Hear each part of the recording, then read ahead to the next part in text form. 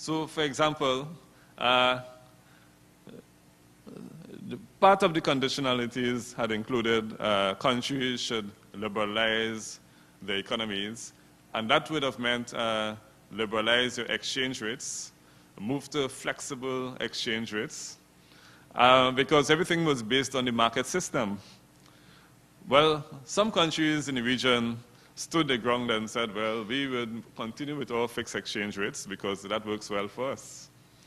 Well, when you look at the evidence now, what we see is that the countries who went to the flexible exchange rates are the ones who are reflecting higher inflation than the rest of the Caribbean.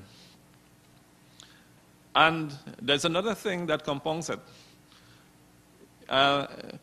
Having flexible exchange rates might sound good, but then you have a problem where you have your credit rating agencies, and credit rating agencies actually can reap havoc with respect to the stability of the foreign exchange markets within the countries. So Jamaica is a good example of this. Many credit rating agencies evaluated Jamaica and downgraded Jamaica. And of course, they put them below investment grade.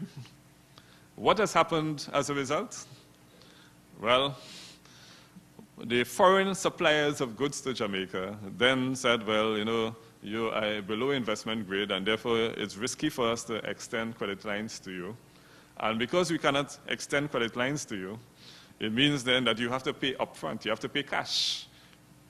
Well, what has happened there is that that created an extraordinary demand for foreign exchange in the market, and therefore put the Bank of Jamaica under pressure to defend the exchange rate. I mean, even though it's floating, they would like to maintain the exchange rate somewhere. So it put them under pressure to maintain the exchange rate. And as a result of that, the exchange rate depreciated dramatically in Jamaica. You also had problems where there were excessive speculation against the dollar, because when the dollar moves away from being fixed and to be flexible, it now means that speculators can have a field day actually betting that the dollar will depreciate further. And of course, when they succeed, they are happy and they will continue another rounds of betting again. So what has happened really is that excessive speculative activity, together with the credit rating agencies downgrading the market of the country, could actually cause further rounds of depreciation of the currency. And with that, it causes international debt to increase as well. Because the countries now are highly indebted, but as the exchange rate depreciates, it causes the debt, when measured in local currency, to escalate. And this is the case in Jamaica again. The debt in local currency actually increased by 85% in 2008, mainly because of the depreciation of the exchange rate. So these are some of the challenges with respect to the theory that Mr. Dukaran spoke about a while ago.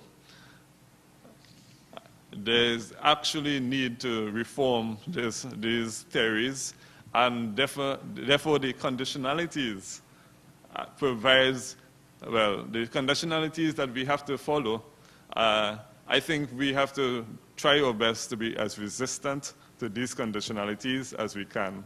If we can join forces together, because we may not be able to do it unilaterally, but if we can join forces to actually fight against these kinds of conditionalities that we are forced to follow in a stable exchange rate.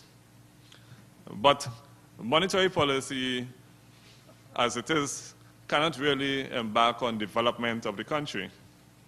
Therefore, the governments are forced to embark on fiscal policy, on development through fiscal policy. But the difficulty here is that where would they get the extra resources from, given that the pie from which they're drawing funds is actually diminishing? Now, some countries like Jamaica were able to borrow from multilateral institutions like the IDB and the CDB. Well, CDB is Caribbean Development Bank. Right, so they have been able to borrow from these institutions at concessionary rates. The problem is, however, that this adds to the debt accumulation.